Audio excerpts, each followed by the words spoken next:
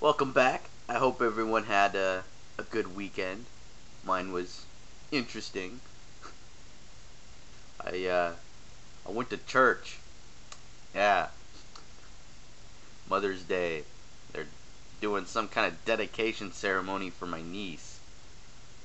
The pastor at some point says, "If you don't fear God, then you're stupid."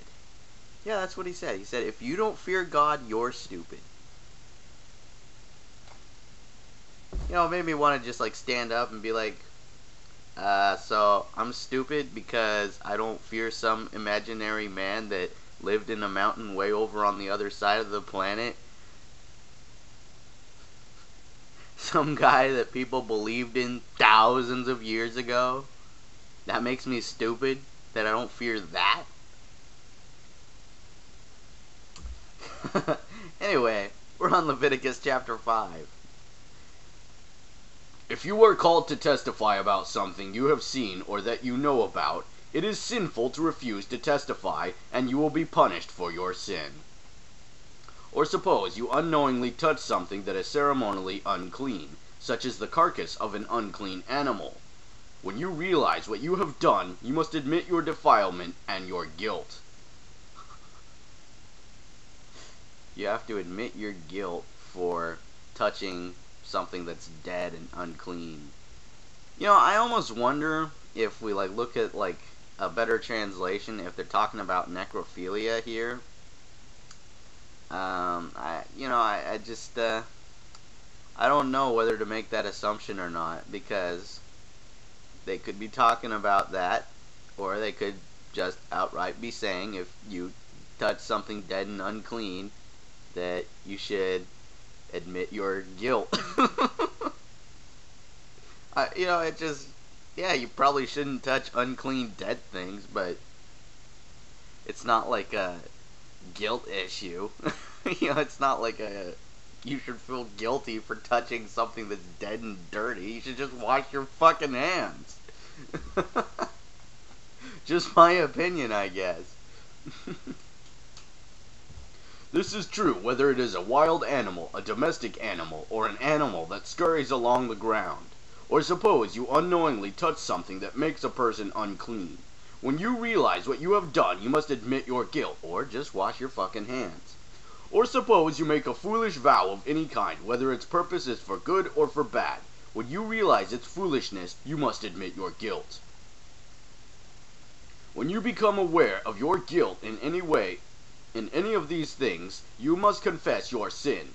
Then you must bring to the Lord, as the penalty for your sin, a female from the flock, either a sheep or a goat. This is a sin offering, with which the priest will purify you from your sin, making you right with the Lord. But if you cannot afford to bring a sheep, you may bring to the Lord 2 turtle doves or 2 young pigeons, as the penalty for your sin.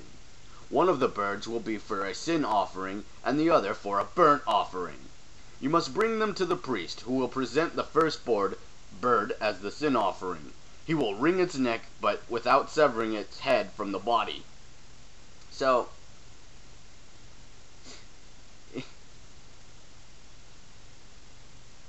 you have to kill a fucking pigeon to get your sin forgiven, I guess. Then he will sprinkle some of the blood of the sin offering against the sides of the altar. Now this seems unsanitary. Maybe this is something you should be admitting guilt about. And the rest of the blood will be drained out at the base of the altar. This is an offering for sin. The priest will then prepare the second bird as a burnt offering, following all the procedures that have been prescribed. Through this process, the priest will purify you from your sin, making you right with the Lord, and you will be forgiven. If you cannot afford to bring 2 turtle doves or 2 pigeons, you may bring 2 quarts of choice flour for your sin offering. Since it is an offering for sin, you must not moisten it with olive oil or put any frankincense on it, because I so would have thought to have done that. He will burn it on the altar on top of the special gifts presented to the Lord. It is an offering for sin. Through this process, the priest will purify those who are guilty of any of these sins, making them right with the Lord, and they will be forgiven. The rest of the flour will belong to the priest, just as with the grain offering." Then the Lord said to Moses, "If one of you commits a sin by unintentionally defiling the Lord's sacred property, you must bring a guilt offering to the Lord.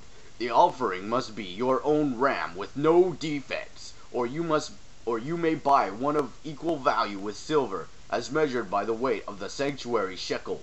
You must make restitution for the sacred property you have harmed by paying for the loss, plus an additional 20%. When you give the payment to the priest, he will purify you with the ram sacrificed as a guilt offering, making you right with the Lord, and you will be forgiven."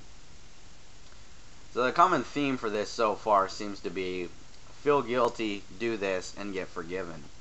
Suppose you sin by violating one of the Lord's commands. Even if you are unaware of what you have done, you are guilty and will be punished for your sin. For a guilt offering, you must bring to the priest your own ram with no defects, or you may buy one of equal value. Through this process, the priest will purify you from your unintentional sin, making you right with the Lord, and you will be forgiven. This is a guilt offering, for you have been guilty of an offense against the Lord. Alright, that was Leviticus chapter 5. We'll be back with chapter 6. Have a good one, guys. Peace.